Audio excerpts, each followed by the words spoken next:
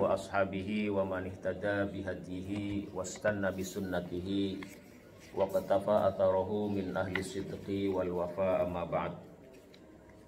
Jamaah yang mudah-mudahan senantiasa diberikan keberkahan dan rahmat dari Allah Subhanahu wa taala. Pagi hari ini kita insya Allah akan melanjutkan ngaji bareng kita, masih dalam konteks hadis innamal a'malu binniyat, ya, bahwa sesungguhnya segala sesuatu amal perbuatan manusia itu didasarkan kepada niatnya. Faman kanat hijratuhu ilallahi wa rasulihi, kalau ada orang hijrah kemudian hijrahnya itu dengan niat untuk Allah dan Rasulnya, berhijrah karena Allah dan Rasulnya, fa hijratuhu ilallahi wa rasulihi, maka hijrahnya itu ya dapat pahala hijrah kepada Allah dan Rasulnya. Wa man kanat hijratuhu ila dunya yusibuha aw imra'atin yankihuha fa hijratuhu ila ma hajara ilaihi. Sedangkan kalau dia hijrah sama-sama pergi dari Mekah ke Madinah, tapi tujuannya adalah untuk mendapatkan dunia atau demi perempuan, fa hijratuhu ila ma hajara ilaihi, maka hijrahnya itu ya hanya itu yang dia dapat, itu pun kalau dia dapat. Jadi tidak ada pahala hijrah yang sangat mulia karena salah niat. Jadi niat itu sangat penting sekali dalam menentukan nasib, ya, atau kualitas daripada bahkan sah tidaknya amal perbuatan manusia. Makanya sebagian ulama banyak mengatakan hadis ini innamal a'malu binniyat itu dapat dianggap sebagai separuh daripada agama, atau ada yang menyebutnya sepertiga daripada agama karena saking pentingnya daripada masalah niat ini. Nah, dari awal sudah kita sampaikan bahwa niat itu memiliki dua aspek penting. Yang satu adalah niat itu menentukan, ya, yang pertama adalah menentukan kepada siapa atau untuk apa kita beramal dan ibadah, ya. Apakah untuk Allah atau tidak, itu nanti babnya bab ikhlas, ya. Kajiannya bisa masuk bab akidah, bisa masuk bab tazkiyatun nafas atau ilmu tasawuf atau ilmu suluk. Yang kedua adalah niat yang aspeknya adalah aspek mengatur tentang bagaimana tata cara atau untuk apa atau bagaimana niat itu dilakukan, yaitu masuknya bab fikih, dan itu yang masih kita bahas dalam beberapa kali pertemuan, dan mudah-mudahan ini adalah pertemuan yang terakhir yang membahas tentang aspek fikih daripada niat. Nanti yang berikutnya kita akan masuk ke bab ikhlasnya, filosofi ikhlas, bagaimana dengan ikhlas dan segala hal yang terkait dengan aspek ikhlas. Nah, pada pertemuan yang kemarin kita sudah membahas tentang an-niyabah fin niyat, ya.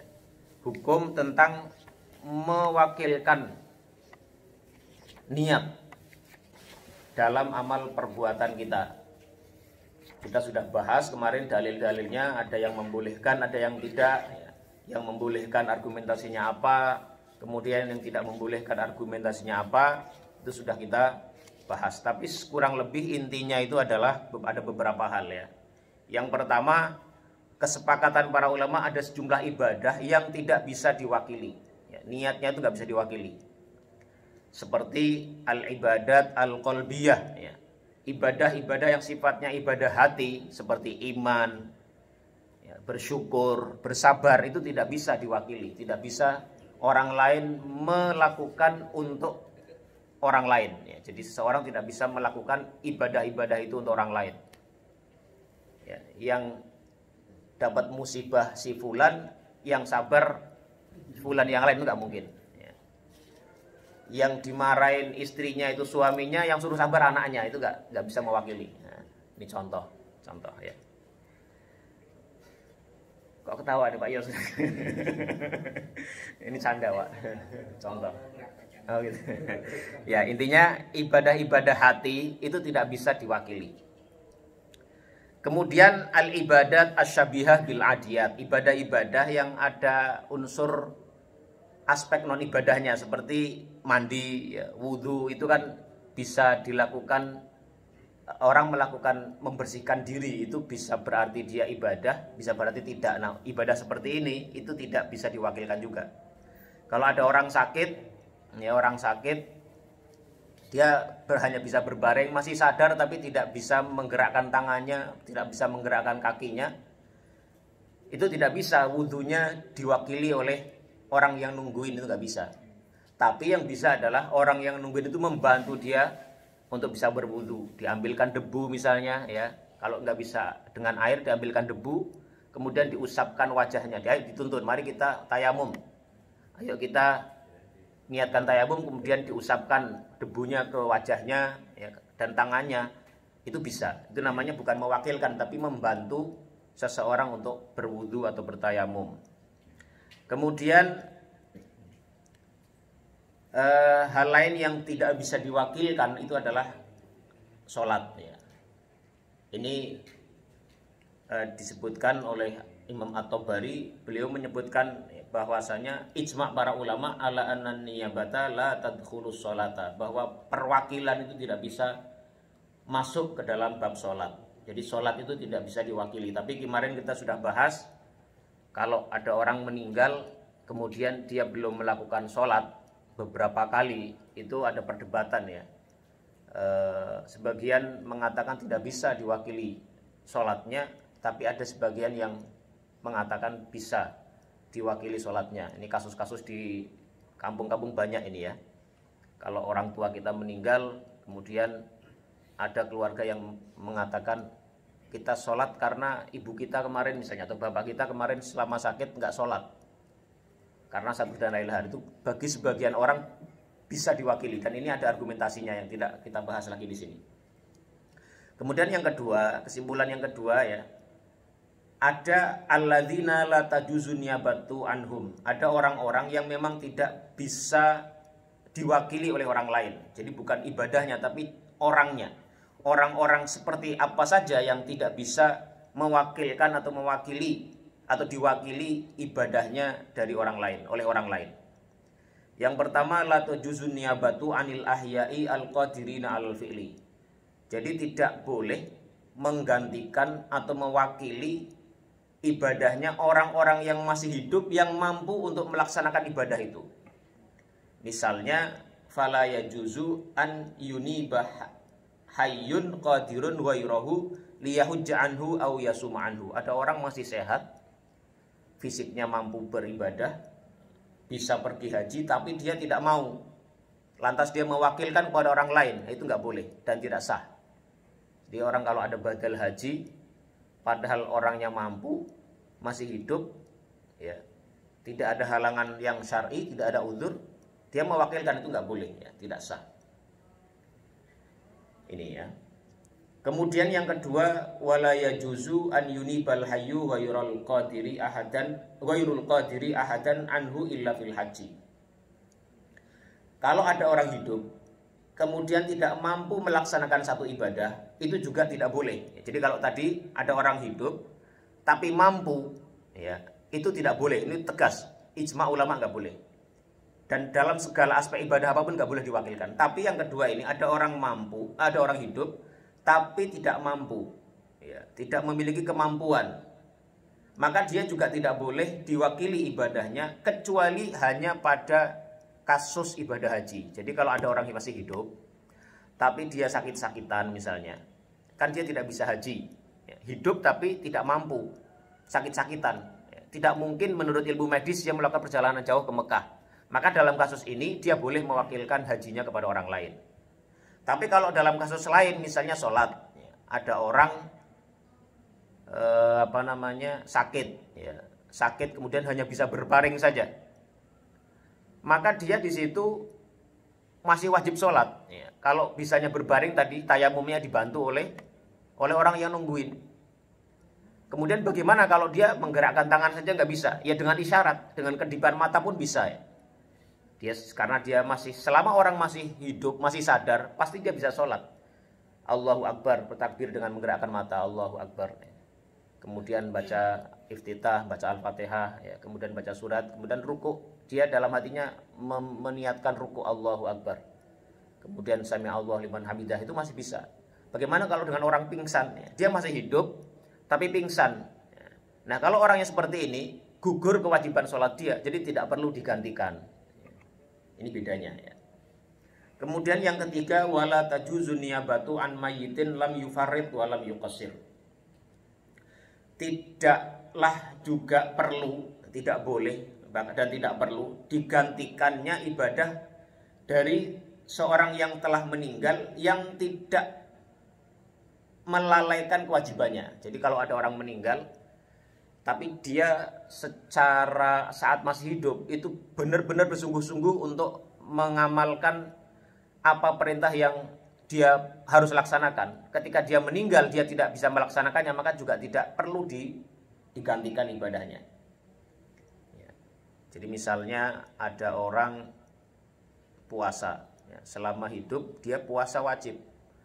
Tapi ketika sakit, ya, ketika sakit dia tidak puasa karena sakit. Sebelum dia bisa membayar membayar hutang puasanya, dia meninggal. Misalnya baru 2 hari puasa, baru tanggal 3 Ramadan, dia menyangka bahwa sakitnya ini nggak terlalu berat, jadi dia berharap nanti akan bisa membayarnya. Kalau orang yang sakit menaun, ya, sakitnya sudah lama, tidak harapan sembuhnya kecil, maka dia tidak wajib puasa tapi wajib membayar fidyah. Tapi kalau dia itu sakitnya yang dalam prediksi medis dia itu bisa sembuh, maka dia harus membayar nanti saat sembuh. Tapi misalnya 2 hari sakit ternyata dia meninggal.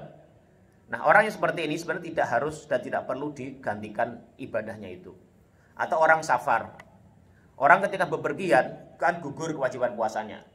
Dia pergi ke luar kota, ya, pergi ke Sumatera, misalnya orang Depok pergi ke Sumatera, pulang kampung. Ya. Ternyata dia selama perjalanan nggak puasa.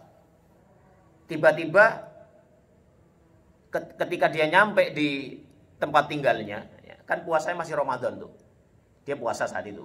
Dia belum membayar hutang puasa yang dia tinggalkan saat perjalanan. Katakanlah 2-3 hari. Pas tanggal 1 Idul Fitri atau tanggal 30 Ramadan dia meninggal. Dia masih punya hutang 2. Nah, orang yang seperti ini itu tidak perlu digantikan puasanya karena gugur kewajibannya. Mengapa? Karena memang saat dia safar dia gugur kewajiban puasanya karena safar, dan dia gugur kewajiban menggantinya karena dia sudah meninggal duluan sebelum ada kesempatan untuk menggantinya. Jadi orang-orang seperti ini tidak perlu digantikan ibadahnya. Ini ya. Kemudian yang keempat, wala tajuzu niyabatu an syakhsin kana muta'ammidan li tarkil ibadah. Kalau ada orang yang secara sengaja meninggalkan ibadah, ya, karena membangkang, karena menyepelekan ibadah itu, orang-orang seperti ini juga tidak layak, tidak boleh untuk digantikan ibadahnya. Ada orang, sekali lagi kemarin kita sempat singgung, ada orang punya harta, sehat, ya, dia secara sengaja, secara lalai tidak meniatkan untuk haji, tidak mencoba memulai menabung dulu, tidak mencoba merencanakan hajinya. Terus dia merasa ringan dengan dia tidak berniat haji, tidak merencanakan haji, hanya karena dia membangkang atau menganggap remeh perintah haji itu. Maka orang-orang seperti ini, kalaupun nanti keluarganya menggantikan badal untuk dia, itu nggak ada gunanya. Karena dia meninggalkan kewajiban itu karena melalaikan atau meremehkan perintah Allah Subhanahu wa taala. Jadi nggak ada gunanya. Ini ya. Nah, kemarin kita juga sempat singgung ada beberapa hal yang masih menjadi perdebatan para ulama, yaitu terkait dengan kewajiban untuk atau boleh tidaknya menggantikan puasanya seorang yang meninggal yang punya kewajiban puasa nazar. Ya, kalau puasanya puasa Ramadan tidak bisa digantikan, tapi kalau puasa nazar itu menjadi ikhtilaf para ulama, sebagian membolehkan, sebagian tidak membolehkan. Jadi kalau kita punya orang tua, ibu kita pernah bernazar, saya kalau anakku lulus kuliah, saya akan berpuasa 3 hari. Tiba-tiba belum sempat dilaksanakan sudah meninggal dulu. Nah, ini dalam kasus seperti ini itu banyak ulama yang membolehkan dan juga menganjurkan ahli warisnya untuk menggantikan puasanya itu. Ya. Ini puasa nazar. Kemudian dalam bab haji juga ya. Dalam bab haji misalnya kalau ada seorang yang mayit, seorang yang meninggal, dia belum berhaji. Tapi dia tidak secara sengaja meninggalkan hajinya atau belum berhaji karena meremehkan atau mengabaikan perintah Allah untuk haji itu. Namun hanya dia menunda-nunda. Dia ingin haji tapi menunda-nunda. Sudah mampu, ya, sudah ada uang, sudah sehat, nggak mencoba mencicil, menunda-nunda. Tapi dia bilang saya itu ingin haji, cuma menunda-nunda. Nah, orang seperti ini itu para ulama berbeda pendapat. Apakah dia bisa digantikan hajinya, dibadali hajinya atau tidak? Ya. Ini para ulama berbeda pendapat, tapi jumhur ulama, mayoritas ulama mengatakan jawazun niyabati fil haji fil halataini al madhkurataini. Ya. Ini boleh digantikan. Ya. Ini kasusnya juga sama dengan orang yang hidup tapi tidak mampu untuk haji. Ini yang kebanyakan orang badal seperti ini. Waktu masih miskin, ya, tidak bisa haji. Begitu anaknya sukses, dia punya uang banyak, dia sudah berhaji, punya rezeki lebih lagi, dia ingin menghajikan orang tuanya atau membadalkan orang tuanya untuk haji. Nah, kasus seperti ini itu boleh, jumhur ulama membolehkan ya. Karena memang si orang itu tidak haji karena tidak mampu saat hidup dia hidup. Ya.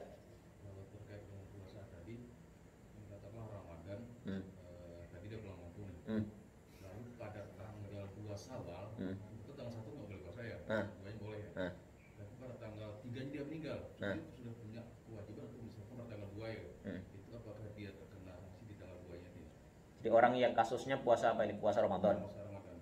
Dia katakanlah satu Ramadan nih, puasa 3, 4, 5 puasa, lalu dia pulang kampung sampai tanggal 30 Ramadan nih. Nah, dalam perjalanan itu dia meninggalkan puasa katakanlah 3-2 hari gitu ya. Masih ada kesempatan membayar sebenarnya ya. Nah, kan tanggal 1 Syawal dia nggak boleh puasa kan? Iya. Tanggal 2 dia tuh boleh puasa kan? Iya. Tanggal 3 dia meninggal ya, tapi tanggal 2 dia ngerjain nggak masuk kewajibannya. Iya. Ya, ini apa namanya, kalau kita menggunakan, jadi kalau tadi puasa Ramadan itu memang ada ikhtilaf fuqaha mengenai bisa tidaknya digantikan. Kalau kasusnya puasa Ramadan, jadi kalau kan mengqadha puasa Ramadan itu namanya wajib muttasa. Wajib muttasa itu wajib kewajiban yang waktunya itu bisa dipilih kapan saja dia berkehendak, ya kan? Makanya kalau contohnya ada orang tadi puasa Ramadan, ada apa namanya hutang puasa yang belum dia lakukan, terus ada puasa sunnah Syawal, dia boleh nggak puasa sunnah Syawal dulu, baru kemudian puasa mengganti Ramadan? Kan puasa Ramadan itu wajib menggantikan qadanya, sedangkan puasa sunnah Syawal itu hanya sunnah saja. Nah, ini bagaimana? Ini para ulama berbeda pendapat juga, tapi pendapat yang masyhur, yang jumhur, yang mayoritas itu adalah dia boleh mengerjakan puasa Syawal dulu. Kenapa? Karena puasa Syawal itu meskipun sunnah, dia puasanya terbatas waktunya, hanya bulan Syawal itu saja. Sementara menggantikan qadha Ramadan itu bisa sepanjang tahun. Seperti dalam riwayat Bukhari itu Aisyah radhiyallahu anha, beliau menggantikan puasa Ramadan yang ditinggalkan itu pada Sya'ban sebelum Ramadan tahun berikutnya. Nah, ini artinya menggantikan puasa Ramadan boleh ditunda. Nah, kalau kasusnya seperti tadi bagaimana? Ini kalau kita menggunakan pendapat ulama yang tidak memperkenankan atau tidak membolehkan kita menggantikan puasa Ramadan, maka itu tidak perlu digantikan. Jadi ya gugur. Nah, kenapa itu tidak perlu digantikan? Karena memang sebenarnya dia tidak berkesempatan itu karena dia belum memilih waktu yang pas atau yang layak yang bisa dia lakukan puasa itu pada waktu berikutnya. Jadi kalau seperti ini apakah bisa digantikan oleh orang lain? Ya, kalau kita menggunakan mazhab tadi yang satu pendapat yang lain lagi yang membolehkan untuk digantikan, ya boleh digantikan, tapi kalau enggak boleh. Jadi kalau seperti ini kita gimana memilihnya? Ya kita meyakini salah satunya ya. Jadi kalau kita meyakini bahwa puasa Ramadan itu boleh diqadha oleh orang lain, ya kita bisa menggantikannya. Misalnya anaknya tahu kalau bapaknya itu tadi punya kesempatan membayar tapi tidak dilaksanakan. Ya. Misalnya tadi dia punya hutang, katakanlah hutangnya 1 hari saja.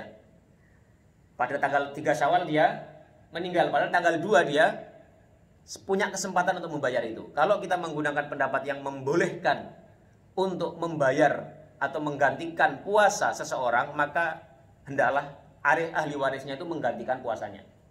Ya, yang 1 hari yang dia tidak bisa terbayarkan itu. Tapi kalau kita menggunakan yang tidak boleh tadi, maka itu tidak perlu dibayarkan. Mengapa? Karena selain itu tidak boleh digantikan. Yang kedua, memang dia sendiri tidak berkesempatan berpuasa, menggantikan puasanya yang dia tinggalkan, karena memang dia meninggal duluan sebelum ada waktu yang memang dia harusnya memilih di antara waktu sepanjang tahun sebelum datang Ramadan berikutnya itu untuk melakukan ibadah puasa sebagai ganti dari puasa yang ditinggalkan. Bisa nggak Pak? Jadi intinya kita mau ngikut yang mana ya? Kalau pendapat yang mengatakan boleh dia menggantikan, ya silahkan ahli warisnya menggantikan puasanya. Tapi kalau mengambil yang tidak, ya tidak perlu. Argumentasinya selain tidak perlu itu, yaitu tadi bahwa dia memang tidak berkesempatan untuk berpuasa karena sudah keburu meninggal dulu dari waktu yang dia sebenarnya bisa memilih untuk berpuasa itu. Wallahu a'lam bishawab. Wallahu a'lam bishawab ya. Ini mengenai puasa tadi. Nah, kemudian hal lain adalah ya innal ibadat al-badaniyah, innal ibadatil badaniyata la madkhala lil mali fiha la tajuzun niyabah fiha mutlaqan. Dapat kita katakan bahwa seluruh ibadah yang sifatnya ibadah badaniyah ya. Ibadah-ibadah yang melibatkan fisik, murni fisik seseorang, la madkhala lil mali fiha, yang tidak ada kaitannya dengan harta ya. La tajuzun niyabatu fiha mutlaqan, tidak boleh digantikan secara mutlak. Seperti wudu, mandi, tayamum, sholat, dan puasa yang bukan puasa nazar. Ini tidak bisa digantikan. Wa amal ibadatul maliyatu tajuzu fin niyabatu mutlaqan. Tajuzu fiha niyabatu mutlaqan. Sedangkan ibadah-ibadah yang sifatnya menggunakan harta atau melibatkan harta, maka itu boleh digantikan secara mutlak. Ya. Ini contohnya haji. Haji kenapa boleh? Karena ada unsur harta di situ. Kemudian zakat bisa digantikan. Kemudian sodakoh bisa digantikan, diwakilkan ya. Kemudian kurban itu bisa juga ya. Orang meniatkan kurban untuk orang tuanya yang sudah meninggal, itu juga bisa. Ya. Ini ya.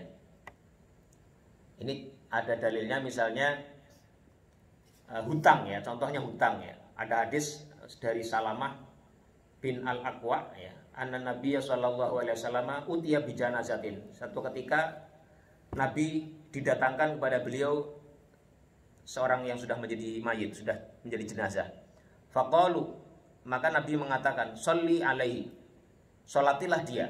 Ya. Qala hal taraka syai'an. Kemudian ditanyakan kepada oleh Rasulullah, apakah dia meninggalkan sesuatu, ada kewajiban atau tidak pesan yang dia pesankan sebelum meninggal? Qalu la. Tidak ada ya Rasulullah. Benar, Rasulullah mengatakan lagi, qala hal alaihi dainun, apakah dia punya utang? Qalu, mereka menjawab, salah satu dananir. Betul ya Rasulullah, dia punya hutang 3 dinar. Qala sallu ala sahibikum, salatilah sahabat kalian itu. Wa qala rajulun minal ansari yuqalu lahu Abu Qatadah, salli alaihi ya Rasulullah wa alayya dainuhu. Ya, jadi Rasulullah SAW ketika ada orang punya hutang, Rasulullah tidak mau mensolatinya. Rasulullah meminta para sahabat untuk menyolati dia. Jadi sekali lagi, suatu ketika Rasulullah didatangkan kepada jenazah. Nah, Rasulullah bertanya kepada para sahabat, apakah dia punya utang? Ia punya utang ya Rasulullah 3 dinar. Maka Rasulullah mengatakan, shollu ala sahibikum, solatilah kalian. Rasulullah nggak mau menyolati orang yang masih punya hutang. Tetapi ketika ada seorang dari Ansor, ya, namanya Abu Qatadah, dia bangkit, dia mengatakan, ya Rasulullah, alayya dainuhu. Ya Rasulullah, biarlah hutangnya aku yang menanggungnya. Ini belum dibayar, tapi sudah ada yang menanggung. Maka Rasulullah SAW diminta sholli alaihi ya Rasulullah, salatilah dia ya Rasulullah, wa alayya dainuhu, sedangkan aku yang akan membayar hutangnya. Dan Rasulullah kemudian menyolati dia. Jadi Rasulullah SAW itu tidak mau menyolati orang yang masih punya tanggungan hutang. Ini nanti para ulama dalam fikih itu berbeda pendapat. Maksudnya untuk kita bagaimana? Apakah imam yang biasa mengimami itu juga boleh melakukan hal demikian? Itu ada yang mengatakan itu khusus untuk Rasulullah, ya. Ada yang mengatakan itu bisa juga dilakukan oleh tokoh yang biasa memimpin sholat. Tujuannya apa? Tujuannya adalah untuk memberikan penekanan agar hutang si mayit itu dilunasi oleh ahli warisnya. Atau sekiranya ada orang lain yang mau menanggung hutangnya untuk melunasinya, itu agar segera dibayar, atau paling nggak ada komitmen untuk membayarnya. Karena hutang itu bisa mencegah seseorang, ya meskipun amalannya sebaik apapun, orangnya berjihad dan lain-lain, matinya mati syahid, sholatnya nggak pernah berhenti, tapi kalau dia masih punya hutang yang belum dibayar, maka itu menghalangi dia masuk surga sampai nanti dihisab, digantikan, dibayar, dikisos, ya maksudnya harus diperhitungkan, ya, hutangnya itu dari orang yang berhutang kepada orang yang menghutanginya. Ini. Nah, hadis ini menjadi dalil bahwasanya sedekah itu bisa digantikan oleh orang lain, ya. Karena hutang bisa digantikan, maka sedekah pun bisa digantikan. Jadi kalau ada orang berinfak, bersedekah, diniatkan pahalanya untuk orang tuanya yang meninggal, itu dalilnya kuat, ya, dalilnya kuat. Meskipun kemarin kita sudah bahas, ya, ada sekelompok ulama yang mengatakan sama sekali tidak boleh hadiah pahala, sama sekali tidak boleh mewakilkan ibadah. Ya, ini dalilnya juga kuat, ya. Tinggal kita pilih yang mana saja, ya. Yang kita yakini yang mana. Ya. Amal ibadatul lati fiha madkhalun lil malikal haji. Adapun ibadah yang tidak murni menggunakan harta, tapi bercampur antara harta dan fisik, seperti haji. Haji itu bercampur antara harta dan fisik. Farrajihu dukhulun niyabati fiha. Yang rajih, pendapat yang lebih kuat adalah boleh diwakilkannya dalam ibadah tersebut. Karena apa? Karena ada unsur harta di situ. Ini karena harta itu bisa disedekahkan atas nama orang lain. Ini. Ya. Wa binaan ala hadzal asli jaza lil waliyyi an yaquma bitafriqi zakati malil yatim. Dengan dasar ini boleh juga bagi seorang wali, ya, seorang yang menanggung atau mengatur atau mengatur harta anak yatim yang masih kecil, itu boleh dia membayarkan zakatnya tanpa sepengetahuan si anaknya. Jadi kalau anak yatim yang masih kecil, masih usianya belum mumayyiz, itu kan diharuskan ada orang yang wali, ada seorang wali yang mengatur, mengelola hartanya sebelum dia menjadi orang yang mengerti cara mengatur, membawa harta. Nah, kalau dalam kasus seperti ini umpamanya hartanya banyak, ada seorang bapak ibu meninggal, anaknya satu, ya, masih kecil, masih usia 5 tahun, karena kecelakaan, dua-duanya mati, hartanya banyak, ada 1 miliar misalnya. Nah, bagaimana ini? Ketika sudah sampai setahun, harta 1 miliar di tangan orang ini, itu wajib zakat enggak? Itu kena wajib zakat. Bagaimana menzakatinya? Apakah walinya itu boleh menzakatinya, mewakili daripada si anak kecil yang belum tahu itu? Maka jawabannya adalah boleh, ya. Meskipun si anak ini belum tahu, anak 5 tahun diajak ngomong zakat nggak ngerti. Nah, dalam kasus seperti ini, itu si walinya itu yang mengelola hartanya si yatim ini itu boleh, bahkan diharuskan dia mengeluarkan zakat itu meskipun anaknya ini nggak tahu. Karena diajak ngobrol zakat pasti nggak tahu di anak 5 tahun. Itu, ya. Ini contohnya. Kemudian juga sama mengenai zakat. Zakat itu bisa dibayarkan oleh orang lain, ya. Ini juga boleh dibilang pendapat yang kuat mengatakan demikian, ya. Jawazu tahammuli syahsin ma az-zakata an ghairihi. Bolehnya menanggung zakat orang lain. Jadi kalau misalnya nih kita ini punya orang tua. Orang tua ini kaya. Tapi beliau misalnya nih, orang tua kita ini nggak mau zakat karena entah nggak ngerti atau lalai atau apa. Kita sebagai anak itu kan mungkin ngajak ngobrol, ya, menasehati, ya, dengan cara yang ihsan, dengan cara yang baik agar mau berzakat. Tapi ternyata kita tahu uang bapak kita itu banyak, di tabungannya ada 1 miliar misalnya. Karena kita yang ikut memeriksa rekeningnya, ikut membantu. Tapi orang tua kita nggak membayar zakat misalnya. meskipun sudah kita ajak. Nah ini kasus seperti ini itu boleh anaknya itu membayarkan zakatnya demi agar orang tuanya terbebas dari tanggungan zakat itu. Ya. Ini ya, atau siapa mertua kita misalnya orangnya kaya tapi kita nggak bisa mengajak beliau untuk membayar zakat. Gimana caranya? Nah dalam kasus ini itu boleh kita membayarkan zakat untuk orang yang seperti ini. Ya. Untuk urusan yang sifatnya harta itu boleh diwakili. Ini karena ada hadisnya ya, ada hadisnya yang diriwayatkan oleh Al-Bukhari dan Muslim ya, bahwa suatu ketika Rasulullah itu mengutus ya, satu utusan untuk mengambil zakat. Tetapi ternyata ada kasus di mana beberapa orang itu menolak untuk zakat ya, karena satu dan lain hal.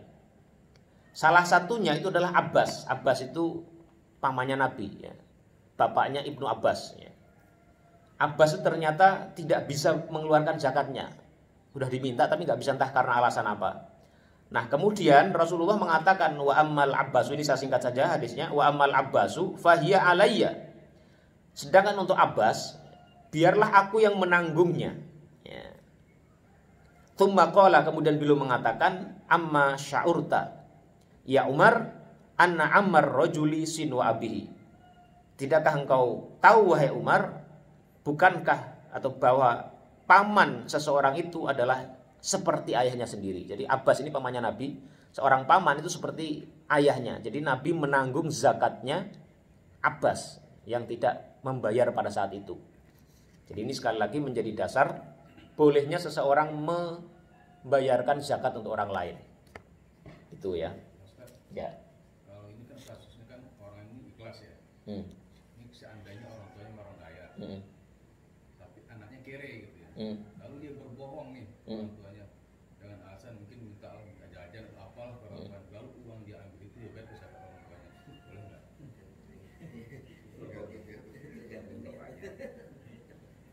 Ya berbohong seperti ini tidak masuk bohong yang boleh. Bohong yang boleh itu kan mendamaikan dua orang yang berselisih ya, sama seorang suami berbohong kepada istrinya, bukan untuk poligami. Berbohong untuk sesuatu yang bisa menyenangkan. Misalnya, Mas, aku cantik enggak? Padahal kita tahu istri kita enggak secantik. Siapa? Artis yang paling cantik itu siapa? Saya bilang, kamu tuh cantik banget, secantik artis itu.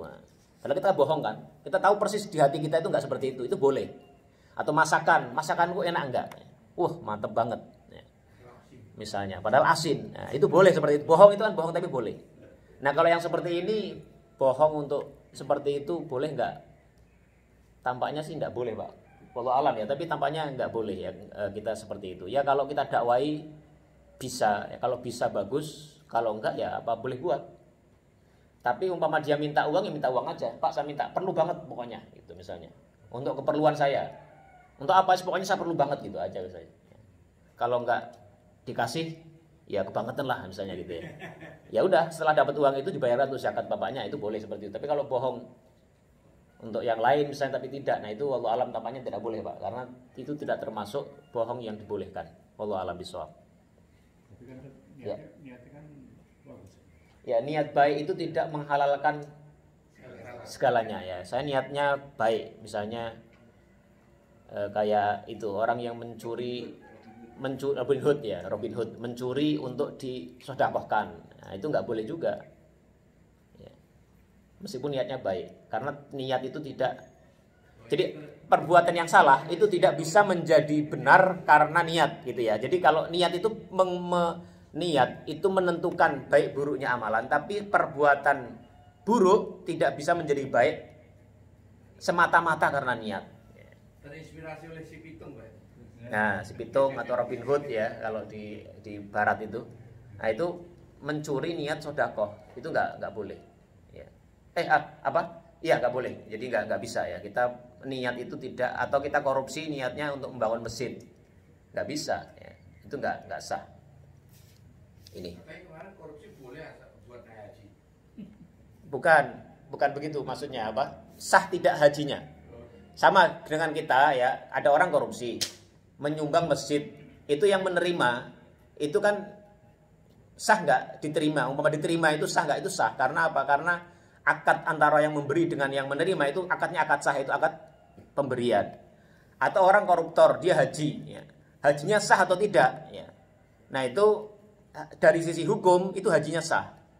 Ya, karena gini, tidak ada dalam fikih yang mengatakan bahwa salah satu yang membatalkan haji adalah uangnya hasil korupsi atau uang haram, itu nggak ada. Ya. Tapi dapat dijamin bahwa hajinya itu tidak akan mabrur. Mengapa? Karena innallaha thayyibun la yaqbalu illa thayyiban. Allah itu thayyib dan tidak akan menerima sesuatu kecuali yang thayyib, yang baik. Sama artis misalnya, artis itu dapat uangnya dengan mengumbar aurat dia. Dia pergi umrah atau haji. Hajinya sah nggak? Ya sah kalau hajinya, selama syarat dan rukunnya dia laksanakan. Tapi mengenai mabrur atau tidak, ya Allah alam. Tapi tampaknya tidak. Mengapa? Karena innallaha thayyibun la yaqbalu illa thayyiban. Allah itu thayyib, maha baik, dan tidak akan menerima kecuali dari yang baik-baik saja. Ada orang juga misalnya, saya misalnya korupsi, ya. Terus saya berzakat dari uang korupsi saya, ya. Itu tidak akan menggugurkan korupsi saya. Atau bersedekah dengan, kan ada orang yang bilang saya itu uang panas saya sedekahkan untuk, karena itu uang panas. Membeli pahala dengan dosa. Membeli pahala dengan dosa, atau mengganti dosa dengan perbuatan yang dianggap itu baik. Itu enggak, percuma. Dari sisi itu tidak akan mendapatkan ridho dari Allah. Karena apa? Innallaha thayyibun la yaqbalu illa thayyiban. Tapi mengenai sah tidaknya itu sah secara hukum. Sama dengan orang sholat menggunakan sarung orang lain tidak izin, menggosok. Ada jemuran, ya. Dia mau sholat ke masjid, nggak ada sarung, di situ ada jemuran. Jemuran itu jelas milik orang kan. Saya ambil dulu nih, pinjem. Saya sholat untuk menutup aurat saya. Sholatnya sah atau enggak? Secara fikih sah. Tapi masalah diterima atau tidak, ya wallahu alam, karena dia menggosok mengambil milik orang lain tanpa izin. Ya, ini bisa dimengerti nggak anunya, bedanya ya? Ya itu bedanya seperti itu. Nah ini bab mengenai niyabah fin niyat, perwakilan dalam niat. Sekarang kita masuk tentang ihda'u thawabil ibadah lil amwat, mengenai menghadiahkan pahala ibadah untuk orang yang sudah meninggal. Nah ini pembahasan ini sangat bersambung dengan an-niyabah fin niyat atau perwakilan dalam niat, karena ini temanya itu sangat sangat berkesinambungan, sangat bersinggungan, memiliki benang merah yang kuat sekali, ya. Hadhil mas'alatu syadidatul irtibati bil mas'alati sabiqah. Tema ini memiliki ikatan yang kuat, ya, hubungan yang kuat dengan tema yang sebelumnya. Nah, singkatnya bagaimana hukum memberikan hadiah pahala kepada orang yang mati? Imam Malik mengatakan, ya, mana'a min ihda'its tsawabi mutlaqan. Imam Malik itu mengatakan sama sekali tidak ada hadiah pahala. Argumentasinya apa yang seperti kita sebutkan kemarin, ya. Wa an laisa lil insani illa ma sa'a. Bahwa seorang itu tidak akan mendapat pahala kecuali dari apa yang pernah dia usahakan. Kalau orang bisa berhadiah pahala kok enak banget. Dia tidak beribadah tapi dapat pahala dari orang lain. Ini pendapat Imam Malik. Tapi ya, sebagian ulama yang lain mengatakan bahwa memberikan hadiah pahala untuk orang mati itu dibolehkan secara mutlak. Ini diantara yang membolehkan itu adalah Ibnu Taimiyah. Ini yang menarik, bahwa Ibnu Taimiyah itu justru membolehkan hadiah pahala secara mutlak, ya. Demikian pula dengan Imam Ahmad dan sebagian ulama dalam mazhab Syafi'i. Tetapi yang menarik, Imam Syafi'i sendiri itu menolak, ya. Pendapat Imam Syafi'i itu sama dengan pendapat Imam Malik, ya. Imam Syafi'inya sendiri itu mengatakan tidak boleh atau tidak ada gunanya orang menghadiahkan pahala untuk orang lain. Ini Imam Syafi'inya sendiri, ya. Tapi sebagian ulama dalam mazhab Syafi'i, ya, para pengikut Imam Syafi'i sendiri itu sebagian membolehkan. Ini kalau di Indonesia itu setahu saya Persis itu, Al-Hasan Bangil itu, ya, Persis, Persatuan Islam itu memiliki pendapat yang sama, tidak ada hadiah pahala. Dalilnya itu wa laisa lil insani illa ma sa'a, bahwa sesungguhnya tidak ada bagi seseorang itu pahala kecuali apa yang telah dia upayakan, dia usahakan sendiri. Ini. Ya. Tetapi para ulama yang lain mengatakan ya, boleh menghadiahkan pahala khusus untuk anak si orang yang meninggal. Jadi kalau anaknya yang meninggal itu boleh.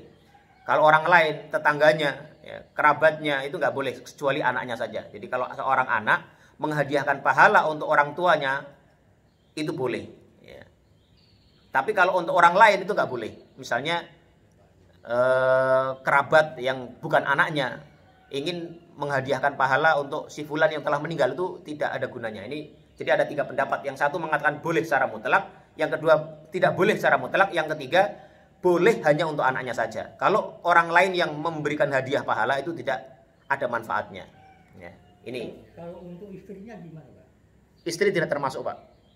Istri itu tidak ada. Jadi istri itu orang yang paling dekat dengan kita, tetapi hubungan hubungan nasabnya itu nggak ada, tidak ada hubungan darah. Ya. Jadi itu tidak bisa. Ini menurut pendapat yang tadi, Pak, ya, yang pendapat ketiga yang membolehkan hanya untuk anak saja. Tapi kalau dia mengambil pendapatnya Ibnu Taimiyah yang boleh secara mutlak, maka itu boleh, ya. Dan ini pendapatnya juga sama-sama kuat, nanti kan kita lihat ya. Ini ya. Nah, bagaimana dalil orang yang membolehkan ya? Dalil orang yang membolehkan itu selain dalil-dalil yang pernah kita sebutkan pada pekan sebelumnya, ini ada riwayat dari Aisyah radhiyallahu anha, ada dalam Sahih Bukhari dan Muslim ya.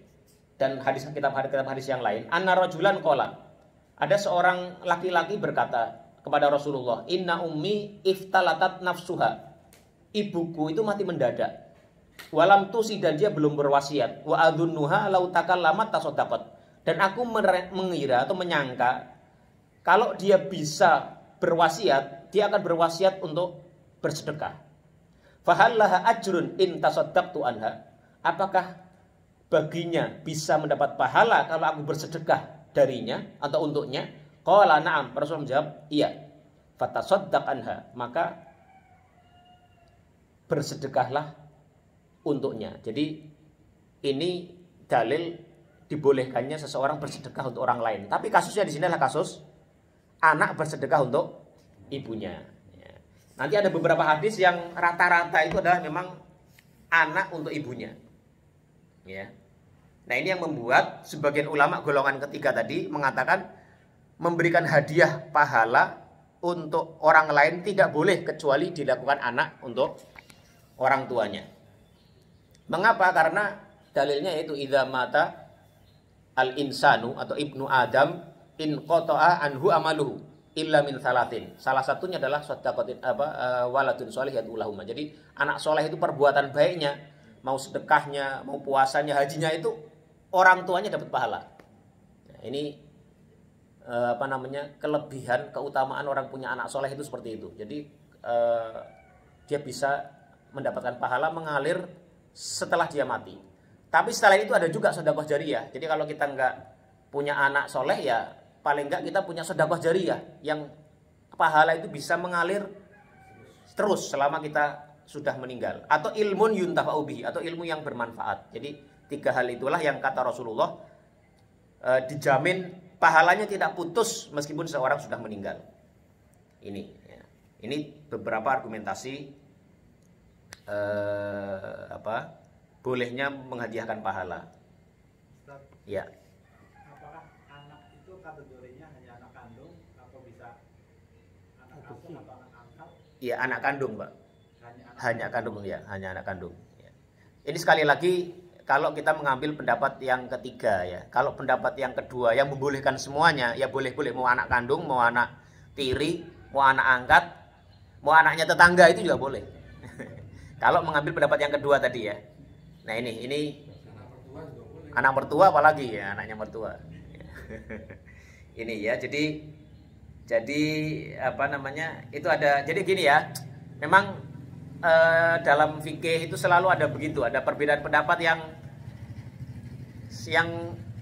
kadang sukar dicari titik temunya ya. Kita tinggal memilih mana yang menurut kita paling mantap dalam hati kita ya. Kita mau mengambil kalau saya sendiri cenderung ya, kalau anak itu boleh dibilang itu sepakat lah. Jadi kalau anak beribadah untuk orang tuanya, mau sedekah mau apa, itu pasti pahalanya ngalir kepada orang tuanya. Jadi itu sudah jaminan, itu insya Allah sudah tidak ada perdebatan lagi. Tapi kalau orang lain gitu ya, kalau kita misalnya saya bersedekah dengan niat untuk orang tua atau atas niat saya sendiri pun ya, itu otomatis pahalanya akan orang tua dapat ya. Karena apa, itu hasil saya adalah hasil daripada usaha orang tua saya. Tapi kalau tapi kalau anak yang soleh Pak ya, sekarang anaknya tidak soleh Pak, anaknya tidak soleh, anaknya dugal. Tapi dia untuk ibunya yang telah meninggal itu bagaimana? Ya itu kesalehannya, yaitu saat dia beribadah untuk ibunya itu adalah kesalahan dia, kesalehan dia. Meskipun dia sehari-hari nggak soleh. Nah, anaknya agama lain, ibunya muslim, anaknya kaya, terus menghadiahkan untuk ibunya meninggal, ini gimana, diterima enggak? Tapi nggak muslim tadi. Siapanya yang nggak muslim? Yang meninggal atau anaknya? Anaknya. Jadi kalau anaknya kafir ya, tidak muslim, dia menyedekahkan misalnya gitu ya, uangnya dengan niat untuk ibunya yang muslimah, itu pahalanya nyampe apa atau enggak? Wallahu a'lam bishawab. Saya tidak tahu persis ya kayak gitu ya. Tapi apa iya ada orang beda agama mau ya? Ya, tapi kalau menurut hadis itu kan tidak bisa Pak ya. Hadis karena yang dikatakan hadis itu kan yang soleh. Ini tidak soleh. Itu kalau menurut hadis. Kalau itu letter-letternya, tapi wallahu a'lam bishawab. Iya, bisa, itu argumentasi seperti itu bisa. Dan memang amal baik orang yang tidak beriman itu tidak ada gunanya sama sekali, akan gugur ya. Itu di ayat surat itu ya, salah satunya surat An-Nur yang saya baca tadi itu, walladzina kafaru a'maluhum kasarobin biqiatin yahsabuhu dhama'anu ma'a. Orang-orang kafir itu amal perbuatan baiknya itu seperti fata morgana, jadi nggak ada hakikatnya. Dia meskipun kelihatannya baik, itu nggak ada gunanya. Dia ketika didatang itu nggak ada ternyata. Jadi artinya nanti di akhirat itu tidak akan dijumpai itu sebagai sebuah amal baik, karena dia sendiri orang yang tidak percaya kepada Allah Subhanahu wa taala. Bagaimana Allah akan menerima amalnya?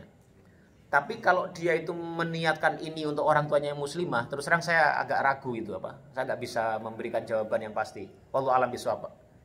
Wallahu a'lam bishawab, saya nggak tahu itu gimana ininya apa. Tapi saya mendengar tadi Bapak mengatakan kalau umpamanya saya, istri saya sudah meninggal, saya beramal untuk istri saya, kan Bapak tadi mengatakan nggak bisa diterima. Bukan. Bisa diterima tuh Pak. Ada 3 pendapat tadi Pak mengenai hadiah pahala. Pendapat yang pertama mengatakan tidak boleh secara mutlak.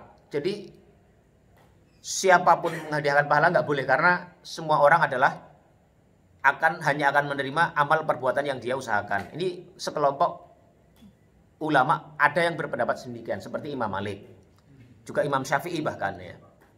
Kelompok yang kedua yang mengatakan ya bahwa menghadiahkan pahala itu boleh secara mutlak. Ya. Pendapat ini adalah pendapat Ibnu Taimiyah. Ini yang menarik justru. Ibnu Taimiyah dan muridnya Ibnu Qayyim itu mengatakan menghadiahkan pahala itu boleh secara mutlak. Jadi mau suami, mau istri, ya, mau anak, mau tetangga, mau anaknya tetangga itu boleh menghadiahkan pahala. Bisa Pak Ge? Ya, itu kelompok ulama. Jadi ini menjelaskan perbedaan pendapat para ulama. Kelompok yang ketiga mengatakan yang bisa menghadiahkan pahala itu hanya anak untuk orang tuanya. Jadi di antara 3 kelompok pendapat ini, ketika kita tinggal milih mau ikut yang mana. Kalau ikut pendapat pertama, artinya kita tidak akan melakukan hadiah pahala kepada siapapun. Kalau orang tua bagaimana? Ya kita doakan. Karena memang hadisnya itu awaladun soleh yad'ulahuma. Maksudnya adalah anak soleh yang berdoa untuk kedua orang tuanya itu adalah ya anak soleh itu tidak beramal dengan niat dihadiahkan pahalanya. Dia beramal soleh, dia mendoakan orang itu akan nyampe kepada orang tuanya secara otomatis. Ya. Ini. Ya. Tapi masalahnya ada hadis-hadis tadi yang disebutkan, yang misalnya ada ibunya meninggal, terus mau bersedekah sedekah, boleh ternyata. Nah ini yang membuat perbedaan pendapat ini. Kita mau ikut yang mana? Ya, itu bisa nggak? Ya. Jadi bukannya tidak boleh, tapi saya menjelaskan perbedaan pendapat. Ada ulama yang mengatakan tidak boleh sama sekali, atau tidak boleh hanya kecuali anak saja untuk orang tuanya. Ya ini membingungkan nggak ini Pak? Bingung nggak ini? Paham ya? Ya oke ya, kalau paham jadi jelas. Jadi kita tinggal apa namanya? Tinggal milih ya mau ikut yang mana. Jadi kalau ada orang misalnya pakai ya, ada orang berkorban untuk orang tuanya, itu ya ada dalilnya, ada ulama-ulama yang diikuti yang punya dalil sendiri. Jadi silahkan saja ikuti. Kalau merasa tidak mau itu ya nggak apa-apa ya. Dan masing-masing punya pendapat yang dalam hal ini ya itu cukup kuat ya. Masing-masing pendapat itu cukup kuat. Tidak bisa kita memastikan bahwa yang satu salah atau yang enggak. Tapi kalau saya pribadi cenderung kepada yang ketiga ya, yang saya pribadi nih, yang ketiga. Jadi kalau orang lain tampaknya sulit ya. Jadi kalau misalnya kita enggak sih, saya gini, misalnya kalau dalam keluarga itu kita sering kadang-kadang itu meniatkan untuk istri kita juga ya. Jadi misalnya kita bersedekah. Jadi kan kalau kita itu kan di antara harta kita itu ada hak infak untuk keluarga kita, ya kan? Mereka ada kewajiban kita untuk membayarkan hak mereka, kita nafkahi. Nah, di antara harta-harta itu ada yang kadang-kadang kita itu niatkan untuk sedekah. Ya, saya sedekah, saya niatkan untuk saya sendiri, istri dan anak-anak saya. Itu saya kadang melakukan itu juga ya. Itu ya ada argumentasinya begitu ya. Itu wallahu a'lam bishawab. Ada yang ingin menambahkan lagi atau bertanya sebelum kita selesaikan? Ya. Kalau tadi kan haji boleh Gantikan. caranya gimana? Misal orang tua saya belum pernah haji gitu. Misal saya ingin menggantikan, itu caranya gimana? Caranya mudah Pak. Ada dua pilihan. Yang pertama Bapak mengerjakannya sendiri. Bapak daftar ONH lagi.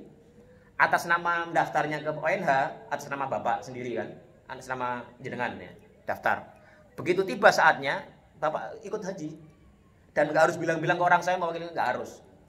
Berangkat haji, begitu nanti saat ihram, ya saat saat mulai ihram, kan saat ihram itu kita memakai baju ihram, kemudian kita mengucapkan talbiyah, labbaik Allahumma labbaik hajjan wa umratan an abi. Itu kalau pakai bahasa Arabnya. Saya niat haji, niat umroh atas nama bapak saya. Cukup sekali itu saja Bapak berniat di awal ihram. Selebihnya Bapak lakukan itu.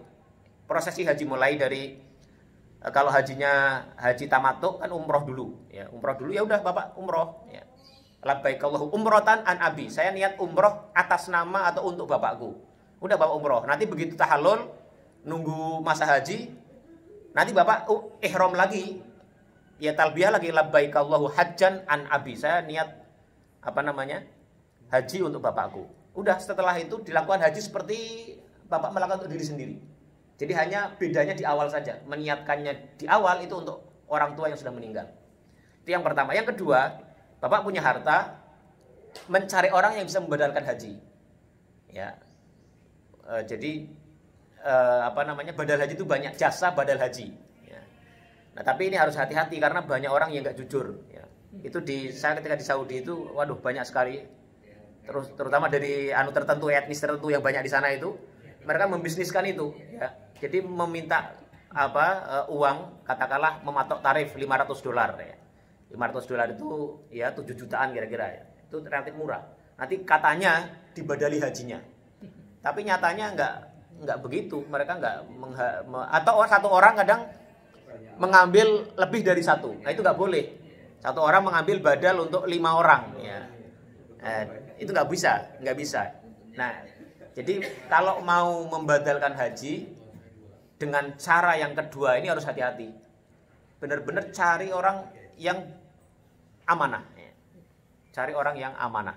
Karena kalau banyak. Ya. Di sana kalau banyak. Ya betul. Ya. Jadi hati-hati. Tapi kalau yang terbaik ya itu yang dihajikan sendiri saja ya. Kalau bisa dihajikan sendiri bisa, dan kita bisa mendapatkan selain kita menghajikan orang tua, kita akan mendapat pencerahan spiritual tambahan lagi. Kita dapat dengan berhaji itu meskipun niatnya untuk orang tua, kita sendiri dapat faedahnya di situ. Rasanya beribadah haji itu sentuhan spiritualnya akan terasa lain lagi kepada diri kita sendiri. Jelas ya? Jadi ada 2 cara seperti itu. Ada yang lain? Kalau nggak ada, kita cukupkan sekian saja. Ya, mudah-mudahan ada manfaatnya.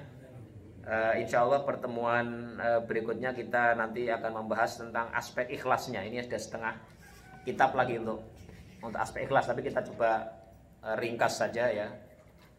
Mungkin 2 atau 3 pertemuan mudah-mudahan selesai mengenai bab ikhlas. Kemudian kita insya Allah kalau diberikan umur panjang, kesehatan, kita lanjutkan kepada hadis-hadis berikutnya. Ini dari saya, yang benar semua datangnya dari Allah Subhanahu wa taala, yang salah itu karena kebodohan dan keterbatasan saya pribadi. Aqulu qauli hadza wa sallallahu ala nabiyyina Muhammadin wa ala alihi wa sahbihi ajmain. Subhanakallahumma wa bihamdika asyhadu an la ilaha illa anta astaghfiruka wa atubu ilaik. Wassalamualaikum warahmatullahi wabarakatuh.